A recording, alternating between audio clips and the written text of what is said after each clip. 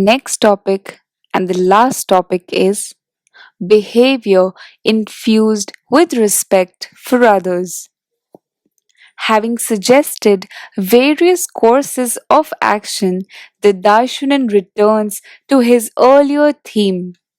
Quote, but since you are hot tempered by nature, you might not take my advice. In that case, it will be beyond the power of my prayers to save you. Unquote. Throughout his writings, the Daishonin makes the point that unless he and his disciples are united in purpose and resolve, their prayers, their goals, and aspirations will not be realized. Probably no other follower had put his life on the line to protect the Daishonin to the extent that Shijo Kingo had. But if he gave in to his temper and acted rashly, forgetting all about his commitment to take action in a spirit of oneness with his mentor, he would wind up again foolishly ruled by deluded impulses. In that case, the Darshanan says no matter how fervently he prays for Kingo, it will be to no avail. I am sure that Darshanan's repeated warning about not being quick tempered must have prompted sober reflection on Kingo's part. It is especially interesting to note that he reiterates this immediately after advising Kingo to be on good terms with the night watchman. This points to the fact that the ultimate foundation of Buddhist practice lies in the solid unity of fellow practitioners and the shared commitment of mentor and disciple. It is no exaggeration to say that without this foundation, the flow of Kosunrufu would come to a halt. Next, having advised Kingo to ally himself with the night watchman, the Darshanan writes, quote, you must hurry and talk with these four men and report to me how the matter goes. Then I will fervently pray to the heavenly gods for your protection. Unquote. This is a key point of personal guidance. The process doesn't just end once the guidance and encouragement are given. The person giving guidance must continue to chant wholeheartedly for the other person's happiness. We see that the Darshanan always did precisely that. The Soka Gakkai is committed to giving responsible guidance. If we are giving personal guidance, it is important that we not only strive to impart heartfelt encouragement and clear direction to the other person, but also let them know that we will struggle alongside them as a team, so to speak. We must also continue chanting until the person achieves a positive result or breakthrough. It is because we have advanced with this spirit that the Soka Gakkai has grown into the great organization it is today.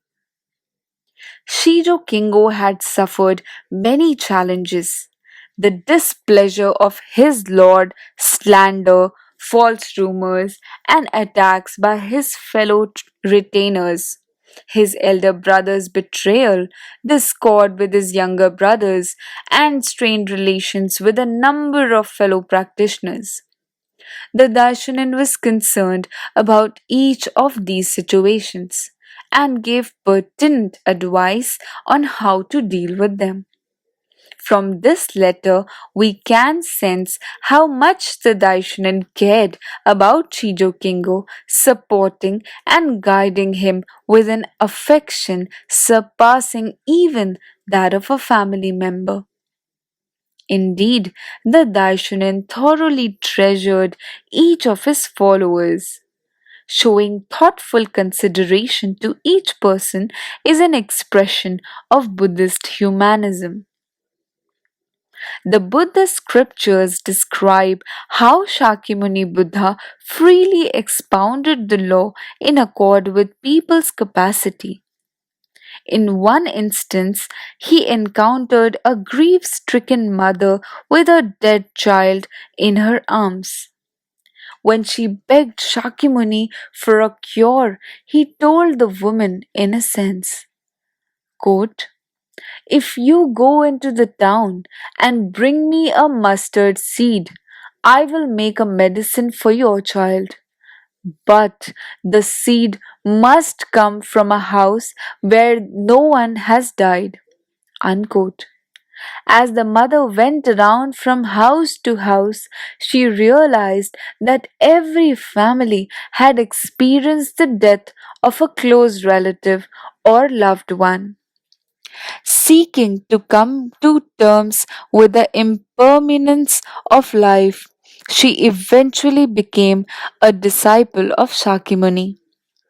On another occasion, Shakyamuni came across a member of the Buddhist order named Chudapanthaka who was crying disconsolately by the roadside. Upon inquiry, he learned that the young man had been rejected by his fellow monks because he had been unable to memorize even one line of verse. Shakyamuni responded to the effect, quote, "You understand that you are ignorant. You, Chudapanthaka, are in fact the wisest of all. The most ignorant are those who think they are very smart." Unquote. Thus, encouraged by Shakyamuni, Chudapanthaka went on to become an exemplary teacher who was loved and venerated by countless people. This tradition of Buddhist humanism, characterized by the showing ca- treasuring and showing the utmost respect for each person, is alive and well today in the SGI. The Soka Gakkai's first and second president Sunesaburo Makiguchi and Josai Toda too always treasured and respected each person. Mr. Makiguchi, despite his advanced age, traveled numerous times to distant destinations such as Osaka and Shimomonoseki at the southern eastern tip of the main Japanese island of Honshu, and even Kyushu, an island lying farther south.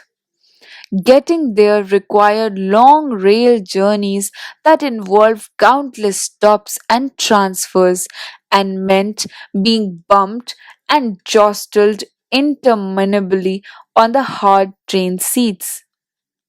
Often he would set out on such a trip to meet just one person or encourage one family. At the homes he visited, he would sometimes also meet with members' families, listen to everyone's worries, and explain the principle that faith equals daily life in a way that anyone could understand. Once a week, he also held personal guidance sessions for members at his home in Tokyo's Meijiro area, where he would wholeheartedly encourage anywhere from a handful to several dozen people. This continued right up until his arrest in Shimoda at the southern tip of the Izu Peninsula on charges of lese majesty and violating the repressive peace preservation law. The prosecutor's indictment cited giving personal guidance as one of the reasons for the charges brought against him.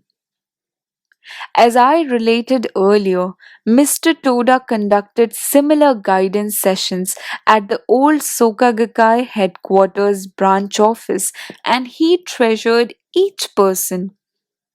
By contrast, the priesthood muddied and besmirched its heritage, the once pure stream of faith, as a result of having completely lost touch with this wellspring of Buddhist humanism that accords with the highest respect to each individual. Without doubt, humanism will become the current of the 21st century. All the leading thinkers I have met have shared this view. It has long been pointed out that positive, supportive connections among people have become increasingly weak in contemporary society.